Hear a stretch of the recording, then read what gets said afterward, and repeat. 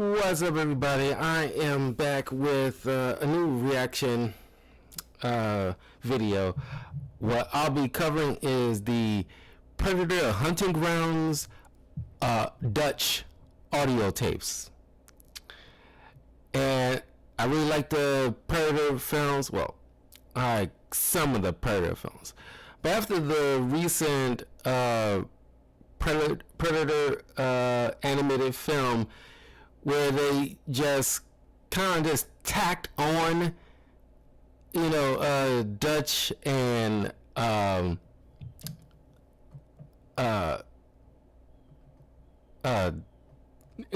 Danny Glover's character. I keep blanking on his name. Just call him Danny Glover because he's just Danny Glover.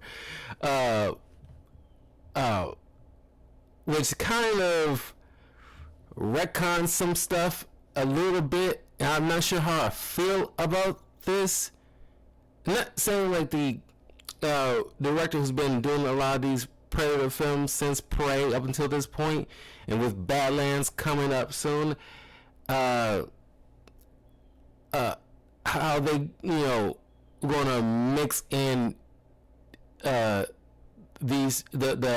heroes of the Predator films from the first two films after all these years. But in any case, like this video, leave a comment below. Let me know what you guys think and what they plan on doing with like Dutch and also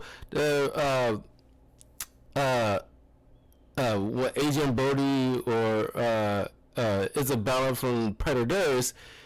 Whether are they gonna do something with them too? Like what's up? But let's check out the Dutch audio debriefings.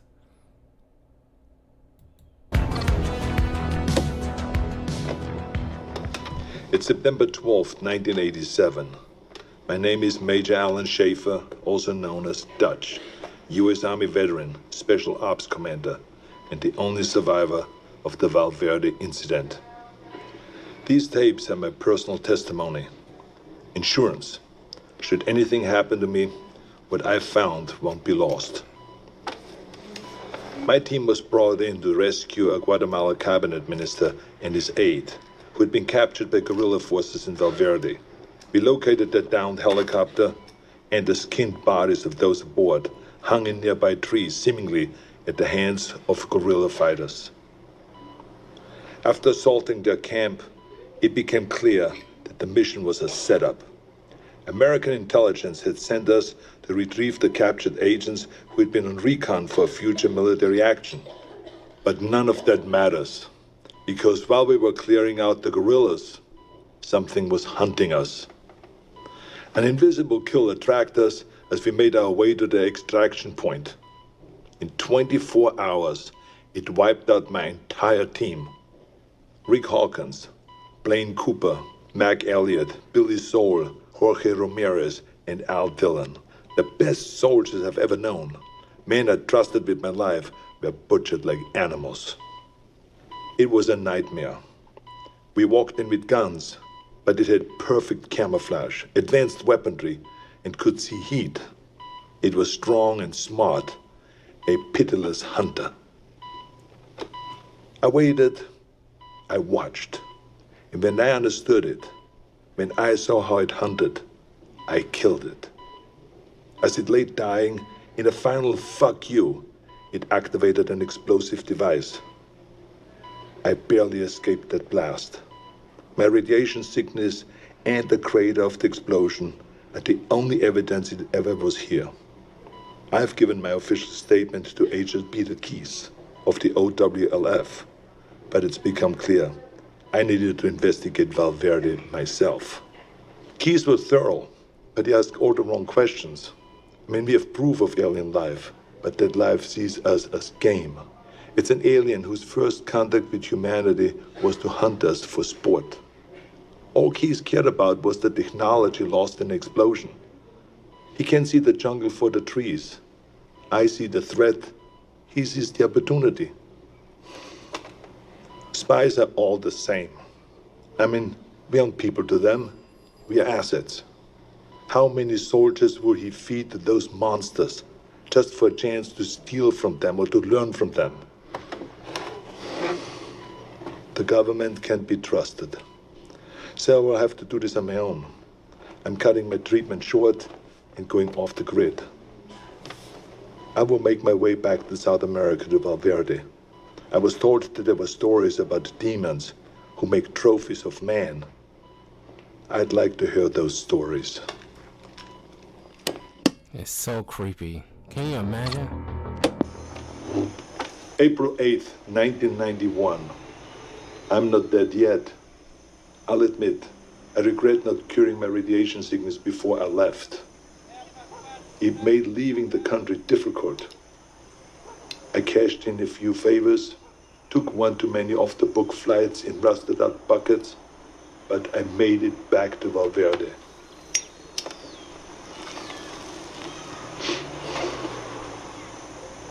The area was on lockdown, sealed by American intelligence for study. The complex centered on a crater from the alien self-destruction. I found the scientists slumming in a local bar. A few drinks, a couple of threads later, he was ready to talk. It wasn't much, barely anything I didn't already know. The blast emitted a form of radiation they'd never seen before. Some believed it was extraterrestrial, some didn't. Either they're not too bright, or there's nothing to find. I decided to let them keep searching in vain. It kept them busy and off my trail. I've been touring villages and small towns using the cover of an author writing about South American folklore. I don't know if any of them bought in, but they took my money and told their stories. The closer they were to the jungle, the more stories of devils in the trees. Some were bullshit, made up on the spot, but some carried consistencies that I couldn't ignore.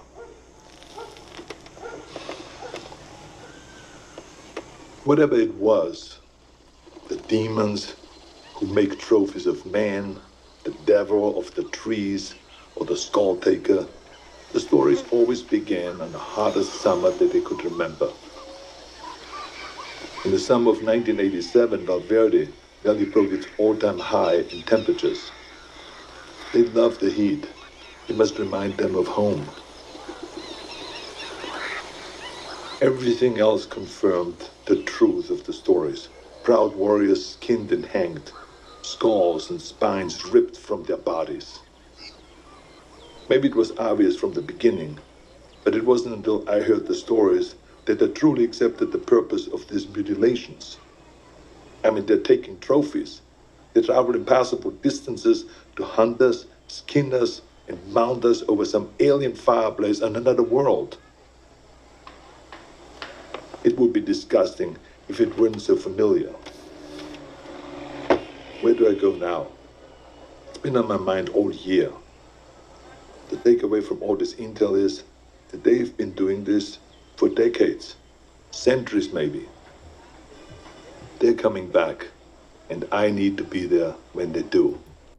So that's what makes like the Predator films like the most interesting, especially for me because I like history and stuff like that. The fact that in Predators, one of the people there found like an old samurai sword, and you know that how very old it is just by the looking it over. You can tell, like, even at the end of the Predator 2, in hearing Danny Glover, that old pistol, which we found the origin in Prey, that they've been doing this for a mighty long time. And even with the animated film, that, like, you can pinpoint any point in history, and you can just throw a Predator in there. And it was so, because, like, if I would have made a Predator film, besides, like, maybe, like, set in the Old West, I could also probably set it, during the time of like prohibitionary mafia kind of situation, where mafia gang member, or at least a gang member, notices something and it's like picking off their crew, and they think it's like some kind of rival, but one of the guys thinks something different and working with like cops and trying to take down this another city jungle situation like in Predator 2, but only set in like the in a 30s or 40s. But I also would like something where if it's not like I said modern times, but maybe semi-modern. Like I don't know, like if it was something like in like if it's like if a Predator movie set during WW2, and there's a scientist who did some research and he studied and he looked through all these records, even going far back as the setting in Prey, where there's been like recorded documentation of this similar type of being,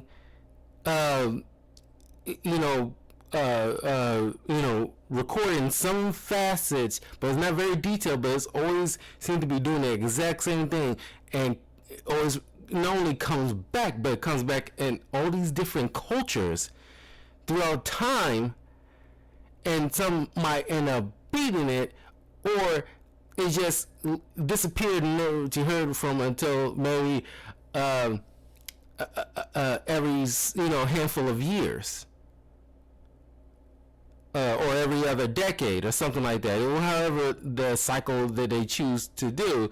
I doubt it's like every year, but definitely at the bare minimum every few years they keep coming back, because like they come back with like different technology or different strategies, because they also, like we see from Badlands, it's like you see how they train their young predators, in terms of fighting, and because they learn, if one of us beats one of them, they get very interested, and they end up learning different tactics, so you can't really beat them the exact same way, kind of thing. Or they just love the thrill and the challenge, because it's like the thrill of the challenge and the hunt.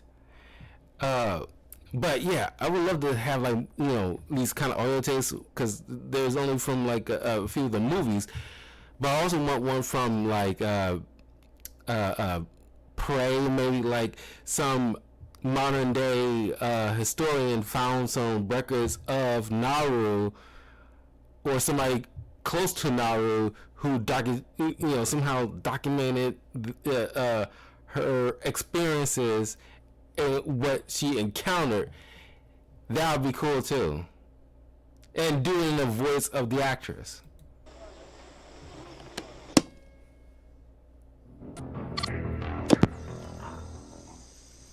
June 27th, 1992. It's hard to remember that the most important part of an operation is patience. You can plan the perfect op, but you can't account for everything. If shit goes south, there's nothing to do but to adapt and finish the mission.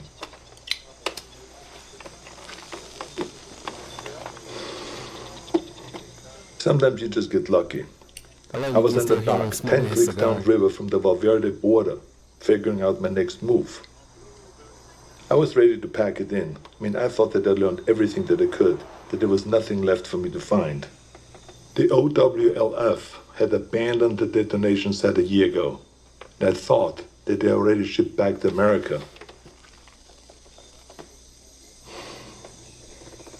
That's when I saw Agent Peter Keyes tie his skiff to the dock.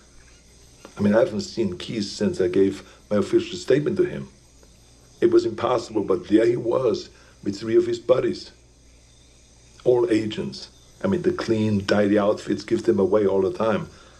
They don't want to get down in the dirt, you see. That's what they pay soldiers to do. Keyes walked up, looked right at me, and shook my hand. With the radiation sickness, I've lost a lot of weight, so I thought that he maybe would not recognize me, but then he greeted me like we were old pals. Keyes is a good spy, saying nothing, implying everything. We spent the next few hours trading war stories at the bar. If you'd heard us, you would never have suspected we were trading intel on an alien manhunter. His cover was that they have been looking for a serial killer, a sadist who has been operating in the area for years, hunting people like animals and then skinning them alive. Keyes wanted to talk about the monster, so it all came out in the cover story. In many ways, They were just a few steps behind, surveying villages for information, locating witnesses. He did confirm one thing that only considered. He told me how the killer chose his victims. They were always armed. A rifle, a pistol, a knife in the boot. He wasn't taking kids or random villages. He wanted a challenge. Whatever it was a hunter. When it killed for sport. I wish they were here for a military action, recon for an invasion. But the truth was so much worse. We are prey, animals, fit only to be hunted. Keys and his buddies paid the tab and mine, but before he left, he winked at me and he said, "Stay out of the jungle. That's where he gets you." I tracked Keys and his team for weeks, but they didn't learn anything new. Maybe they knew that I was there, maybe they didn't, I don't know. I've risked enough for now. I think it's time to disappear. Keep my ear to the ground. Be patient.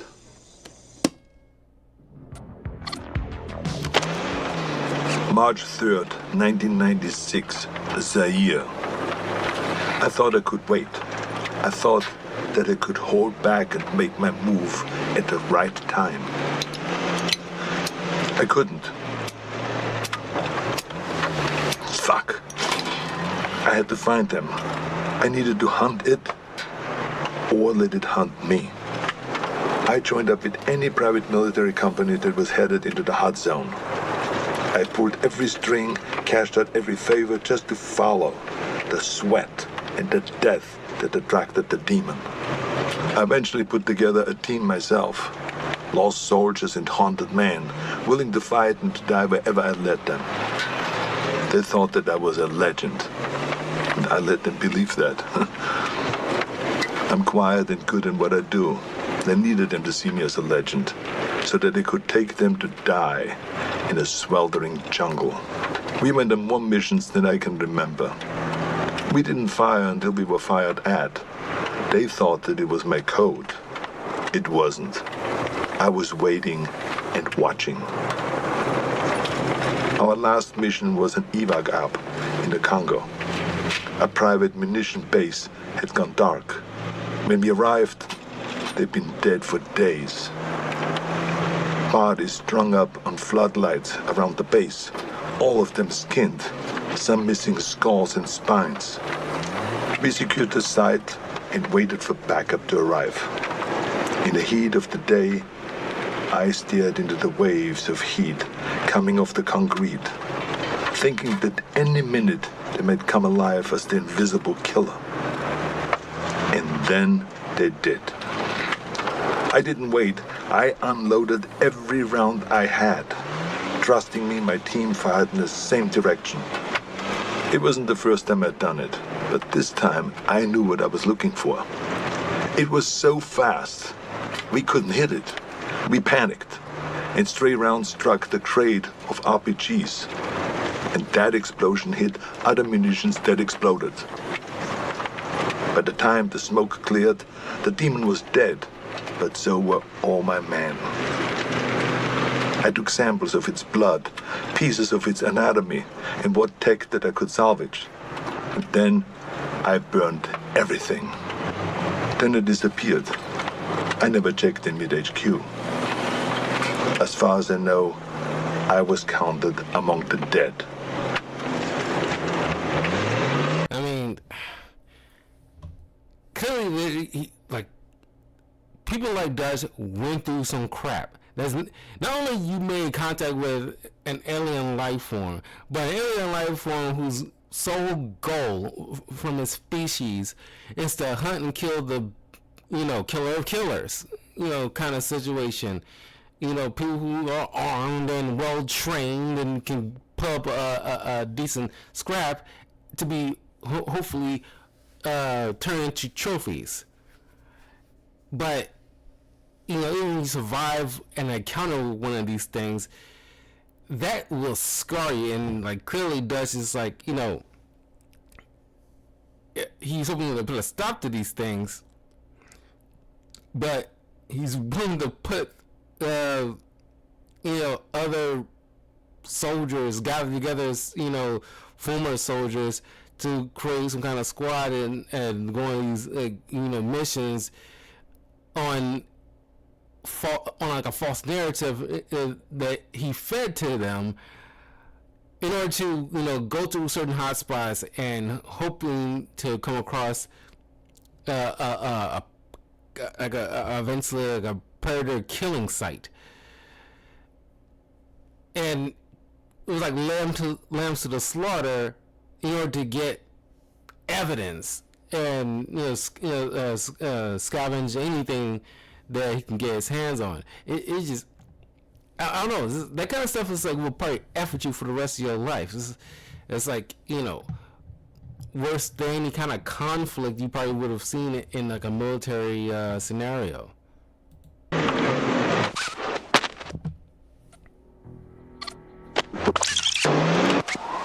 October 12, 1997, Los Angeles. I needed to come back to the States. It wasn't impossible to sneak contraband through customs, but I wasn't willing to risk what I found in a cargo falling into the wrong hands.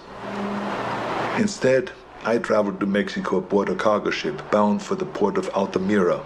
From there, I made my way to Tijuana, and I bunkered down. I had tangible proof of extraterrestrial life in my possession, but no idea what to do with it. I'm not a scientist. I did a soldier's duty and secured valuable intel. This was out of my pay grade. I kept an eye on the news. Los Angeles was having a record-breaking heat wave and a gang war on the streets. It was perfect.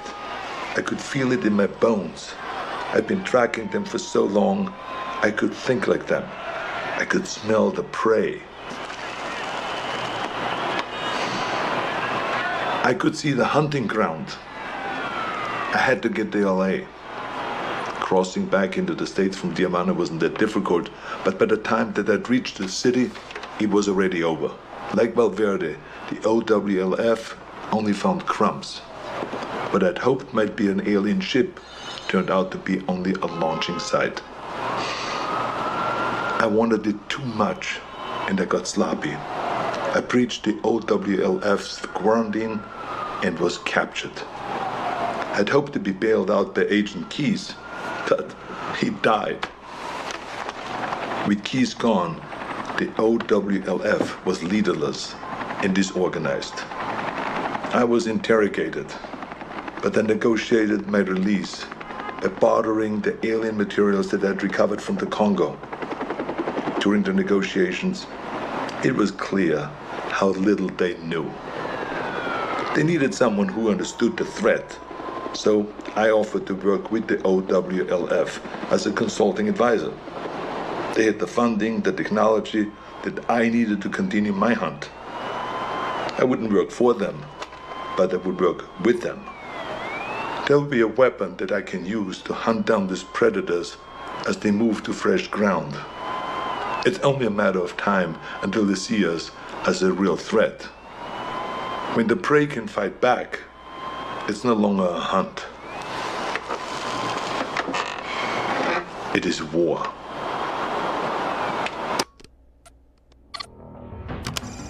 March 3rd, 2008.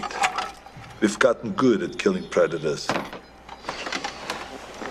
Every time we find one, we come back with more tech, more research, and the OWLF's funding goes up.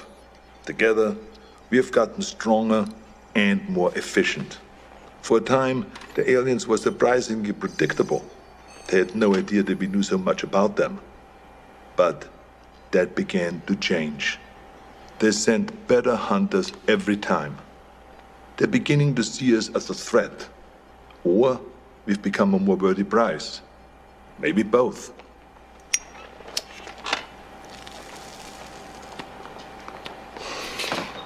We know this because our last encounter was special.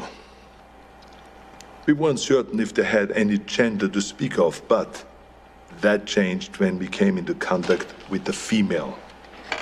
She was smarter and deadlier. She didn't fuck around like the males did. She was direct, ruthless, and skilled. I was in Laos when we first came into contact with her. It was Valverde all over again. Her ambush wiped out my entire team. Only this time, she got me. In a small village, I lost track of her, just long enough for her to pin me with a razor net. Pinned against the wall, razors cutting into my face. I've been fighting for so long, I was ready to die. I should be dead. Instead of making the kill, she cloaked and vanished into the jungle. The net relaxed, and I escaped with my life, and a scar to remember her by. She spared me. Only me. Like she knew who I was. I returned to the exfil. My first failed mission in a long time. Are we going about this wrong? I mean, we've learned so much. But in doing so, have we made ourselves a bigger target? I can't stop thinking about something Napoleon said. You must not fight too often with one enemy, or you will teach them all your art of war. I started this believing that we were learning how to hunt them, or maybe she let me live to just be hunted another day. We were teaching them how to hunt us.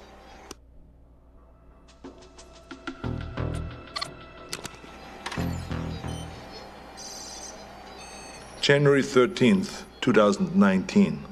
I knew that the Predator's deployment to Earth would make it impossible to keep all of this a secret. Sooner or later there would be another player on the board. I'd hoped that it would be another agency, one that understood and respected the threat. Project Stargazer. Our initial intelligence on Stargazer was that they were capable, funded, but inexperienced. But they were smart. They took the OWLF's funding and got it shut down. Everyone we could identify in their group was a disavowed member of another agency, including the OWLF. Lacking strong leadership and a clear directive, they were sloppy and arrogant. They were aware of the Predator's threat, and while they had many of the pieces, they struggled to see the bigger picture. Stargazer was so far behind that we didn't see them as a threat until the event in Mexico. The recovered Predator escape pod was an extraordinary find for Stargazer, but the death toll was a heavy price to pay for taking a Predator captive. My task force has many directives, but one of the most primary is we do not take captives. Retrieve technology, corpses, and other intelligence. But there's no value in a live Predator, only liability. The enemy does not want peace. The enemy does not negotiate. Its only drive on Earth is to hunt. What we might learn from a captive Predator would never be worth the risk to our people. Stargazer didn't learn from their mistakes, and the technology they've recovered has only made them cocky. When the government cut ties to the agency, it should have shuttered their project permanently, but they only shifted their goals.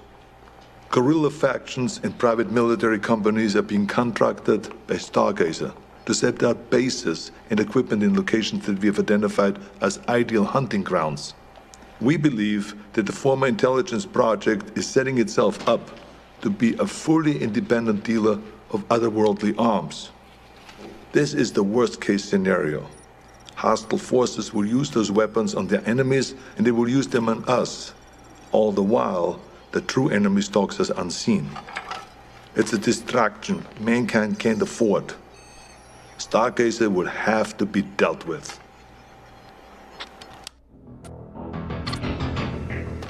2025.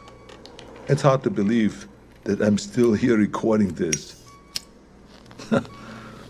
I probably shouldn't be smoking in the med bay, but fuck it, it's my birthday, for Christ's sakes. I 2025 is turned crazy. 78 And today, I'm recording this right now. but I'm out there hunting. I should be retired. I should be doing anything but this. My life shouldn't be possible. But the very thing that I hunt, that hunts me, is what's keeping me alive. As we began to understand the predator's technology, we started to use it. A fight with a predator female went bad and I was critically wounded. Dying, I agreed to experimentation. It worked. It worked so well that the cells in my body stopped aging. Pushing 80 now, I'm fighting like a man in his 40s. It's not the only experiment that I've been part of. I'm deadlier now than I was in Valverde. The OWLF has been fully reinstated. It's grown larger than ever before.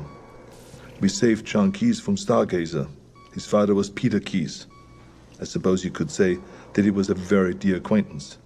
His son is a gifted scientist. I worry about the future. The Earth is seeing unprecedented rise in heat and war. As the climate changes and the temperatures go up, more and more countries are becoming hunting grounds. We have killed so many of their kind, but they only send more. The number of events that we have witnessed has increased threefold in 10 years. We have made an impression on them, but not like we had hoped.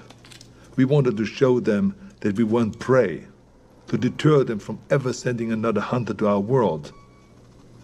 We sent a warning, but they took it as a challenge.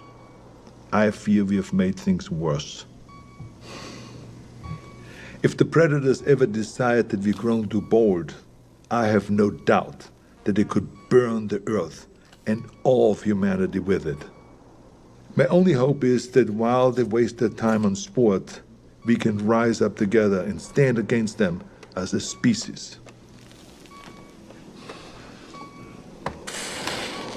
Until then, we keep moving, we keep hunting, and we keep our eyes open.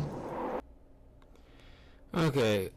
Yeah, because I can't even imagine, because of course, because the predators obviously are smart and they use the explosive device to cover their tracks, so, you know, their prey don't have any kind of record of them ever being there. Probably just whispers and rumors, nothing substantial. However, you would think over time, as humanity's technology got better, you don't think we'll have ways to communicate better as well? Because I'm thinking, like, you don't want to alarm the general public that not only that we made contact with alien life, but this particular species of alien has a extensive track record of coming to Earth and butchering and making trophies of warriors over time. It only stuff with military. It's just like anybody with weapons, like gang members or whatever. It's like anybody who's wielding a weapon, they automatically just assume that they're capable fighters and will attack. But at the very least,